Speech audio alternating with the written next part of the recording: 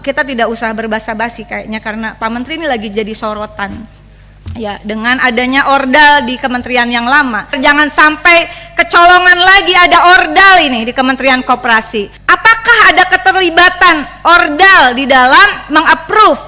Ya, dan seolah-olah dia sudah dapat izin pinjol ini. Di sini luar biasa, belum pernah ada di dalam rapat atau saya lupa. Tapi Kementerian Koperasi di era kepemimpinan Bapak sekarang memasukkan ketetapan MPR nomor 16/MPR RI/1998 karena ini menjadi penting tentang politik ekonomi dalam rangka demokrasi ekonomi pada pasal 5 usaha kecil menengah dan koperasi sebagai pilar utama ekonomi nasional. Tentang politik pengawasan saya ambil ilustrasi 7 September 2024 ini ada terlilit uang pinjol dan judol, pria asal Bandung curi ratusan ATM nasabah koperasi.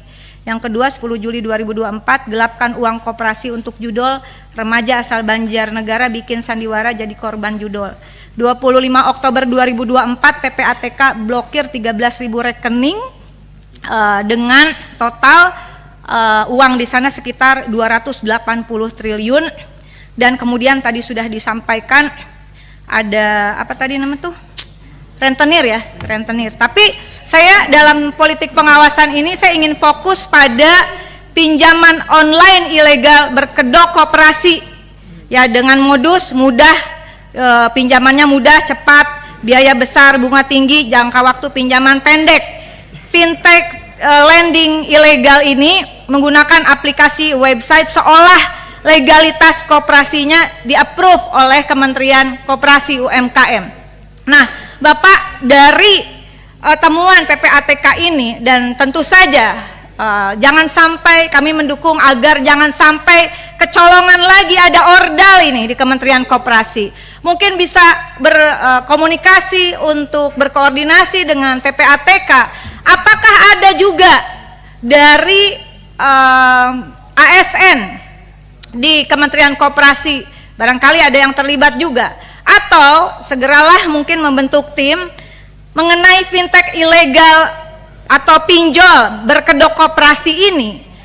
Apakah ada keterlibatan ordal di dalam mengapprove ya, dan seolah-olah dia sudah dapat izin pinjol ini. Yang kemudian juga penting adalah ini pinjol itu servernya 22% di Indonesia begitu, sisanya di luar negeri. Dan saya terinspirasi dengan apa yang disampaikan Pak Menteri pada tanggal 22 Agustus 2023, waktu itu masih di Kominfo, bahwa judi online dan pinjol ilegal dianggap kakak adik, ujungnya kriminalitas, daya rusak sosialnya tidak lagi bisa didiamkan. Sepakat Pak, sikat mafia pinjol dan judol. Ada kurang lebih masyarakat kita terlibat pinjol 138 triliun Bapak.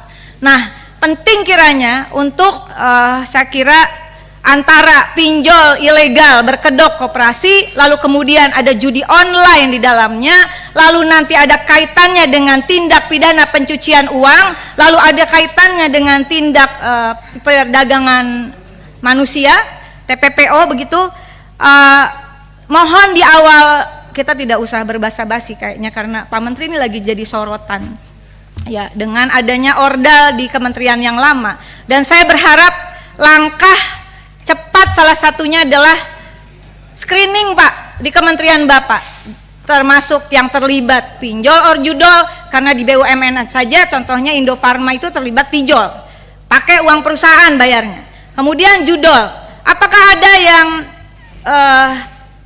terlibat di dalam judol atau kemudian dia terlibat sebagai ordal di dalam skema sindikat pinjol berkedok koperasi. Penting Pak, kasih gebrakan